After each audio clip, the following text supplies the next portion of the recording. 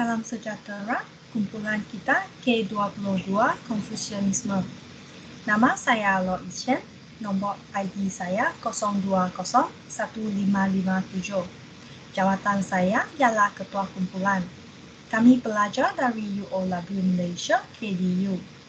Pembentangan ini adalah bagi memenuhi kerja khusus MPU 3123, Tamadun Islam dan Tamadun Asia. Tajuk pembentangan ini ialah tinjauan terhadap kefahaman masyarakat tentang peranan agama dengan isu penyalahgunaan dada dalam kalangan remaja di Malaysia. Apabila menjalankan temu bual, salah satu pengalaman positif yang telah saya dapat ialah pandangan berbeza yang dikemukakan oleh para responden yang berumur 40 dan ke atas. Selepas setiap temu bual, saya dapat belajar dari setiap responden dengan membandingkan pandangan saya dengan pandangan yang telah diberikan. Oleh itu, saya dapat memikir secara lebih matang.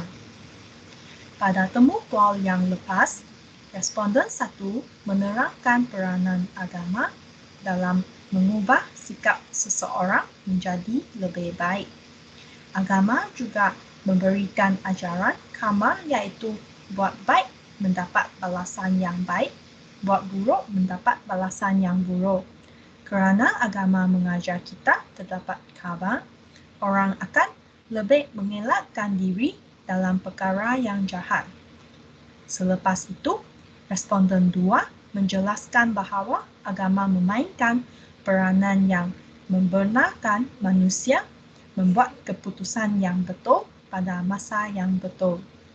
Beliau juga menerangkan agama mengajar kita mengelakkan dada kerana dada membahayakan kesihatan dan keselesaan kita diri sendiri dan sosial juga. Di samping itu, responden 3 menerangkan peranan agama sebagai penstabil jiwa seseorang. Beliau menjelaskan bahawa agama memberikan kita ajaran tentang kita tidak sepatut membunuh, mencuri atau sebagainya.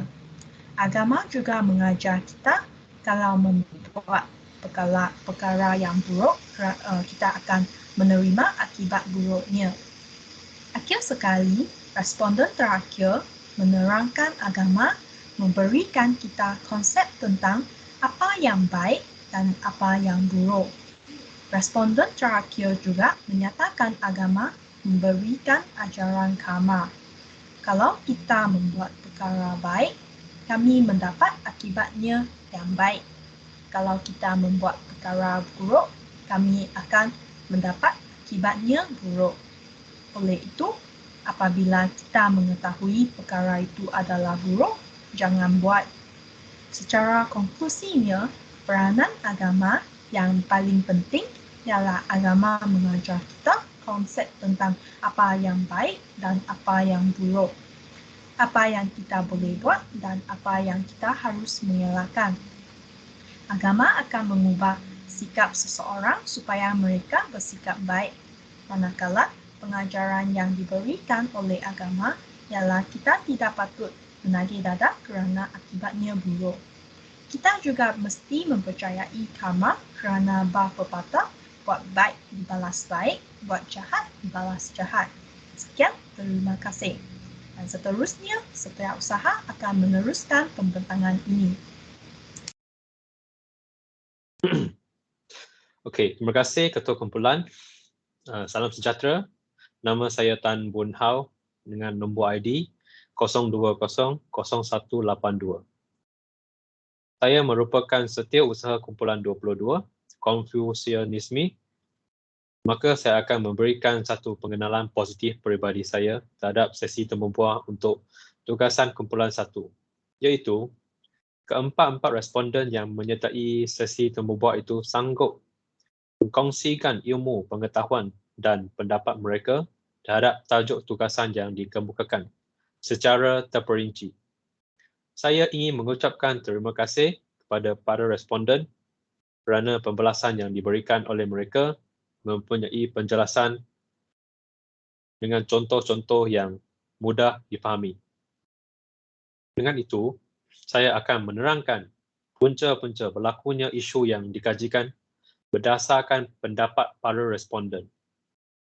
Responden pertama menjelaskan bahawa remaja masa kini belajar pendidikan sivik dan moral dengan tujuan untuk dapat keputusan cemerlang tanpa mengetahui makna yang sebenarnya di sebaliknya. Contohnya, pendidikan moral mendidikkan remaja supaya membantu mereka membuat keputusan kehidupan seperti menjauhkan diri dari dadah. Hal ini demikian kerana dadah akan menyebabkan akibat buruk terhadap remaja.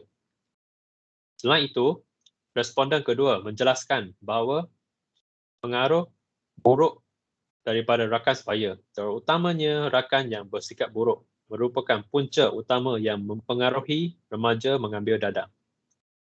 Seterusnya, responden ketiga menjelaskan bahawa latar belakang keluarga merupakan punca remaja terjebak dalam salah guna dadah.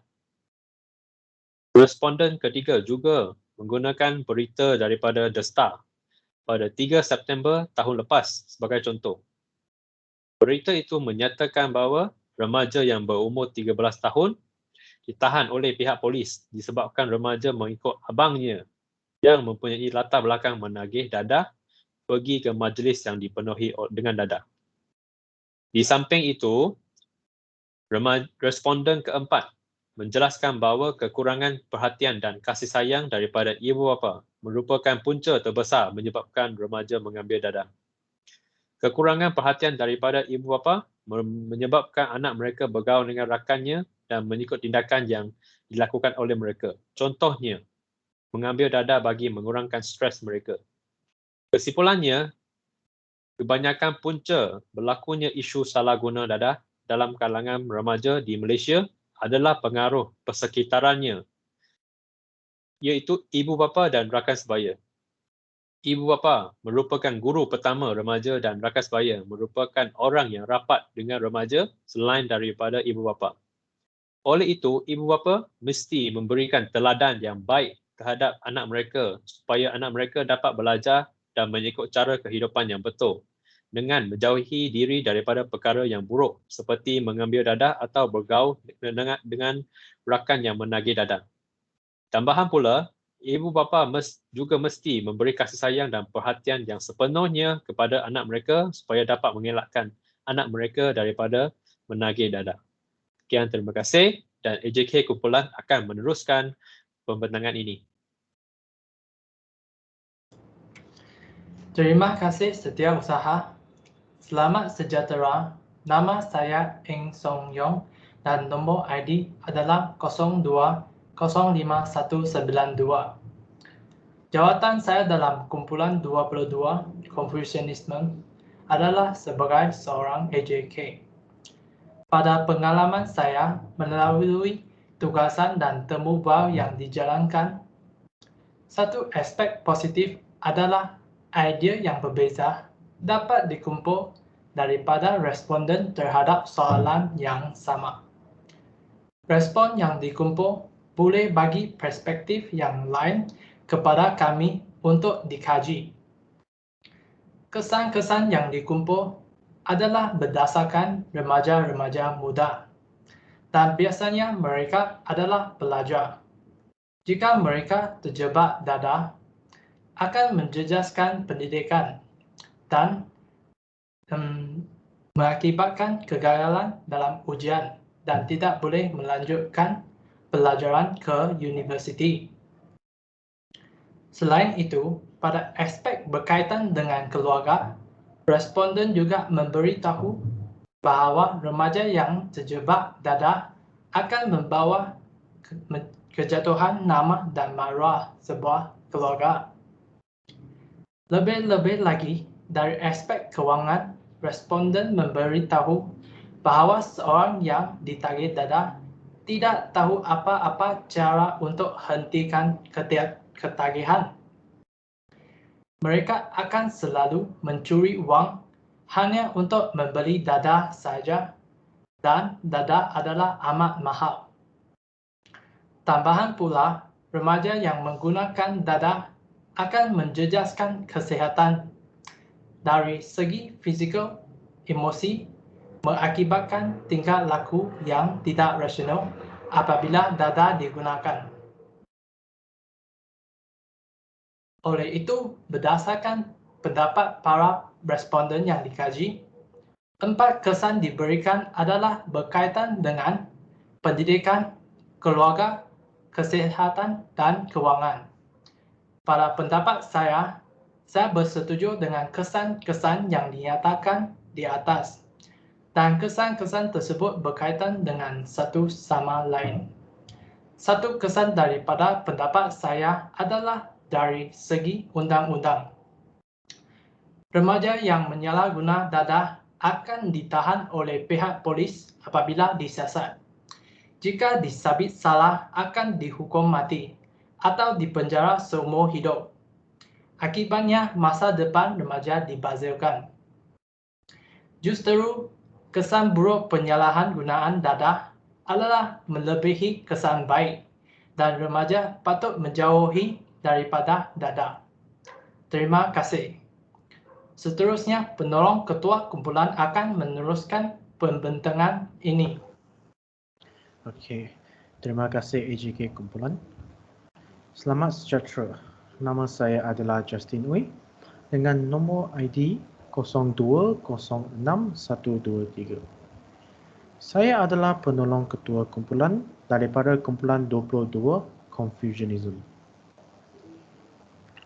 Dengan menjalani temu bual ini, pada pendapat saya, satu pengalaman positif pribadi adalah kepelbagaian jawapan yang telah diberikan oleh responden. Mereka telah memberikan jawapan yang agak berpengetahuan. Setiap responden mempunyai cara-cara mereka untuk memberikan jawapan yang agak sesuai dengan soalan yang diberikan. Seterusnya, langkah-langkah untuk mengatasi isu penyalahan gunaan dadah oleh remaja yang diberikan oleh responden adalah sangat sesuai. Contohnya, responden pertama memberikan pandangan yang agak umum. Ini kerana responden menyatakan bahawa beliau tidak mempercayai kepada agama. Jadi, pembalasan yang telah diberikan oleh beliau adalah secara pendengaran daripada orang lain. Dengan ini, walaupun responden memberikan jawapan yang agak umum, tetapi responden telah memberikan pandangan yang agak mendalam. Seterusnya pula, responden 2 menyatakan bahawa punca penyalahgunaan dadah adalah disebabkan pengaruh rakan sebaya. Kebanyakan remaja yang terlibat dengan dadah adalah mereka tidak mempunyai fikiran yang positif dan tidak mengetahui tentang keburukan dadah. Seterusnya, responden 3 menyatakan bahawa peranan ibu bapa adalah paling penting dalam mendidik anak-anaknya supaya mereka tidak dipengaruhi dengan dadah. Ini kerana ibu bapa merupakan pendidik yang pertama kepada kanak-kanak apabila mereka dilahirkan ke dalam dunia ini. Responden seterusnya pula menyatakan bahawa agama memainkan peranan penting sebagai ejen perlindungan dan pencegahan dalam menangani pelbagai permasalahan sosial. Selain itu, beliau juga menyatakan bahawa remaja tidak mempunyai mindset yang tinggi dan akan senang dipengaruhi dengan rakan tersebut. Ini akan menyebabkan remaja tersebut menghilangkan kawalan diri dan terlibat dengan dadah. Secara keseluruhannya, kebanyakan responden menyatakan bahawa agama memainkan peranan yang penting dalam mengajarkan remaja terhadap keburukan dadahnya. kesimpulannya, kajian ini telah memberikan kita beberapa pandangan yang amat bermanfaat dan kita dapat memahami tentang peranan agama dengan isu penyalahgunaan data tersebut.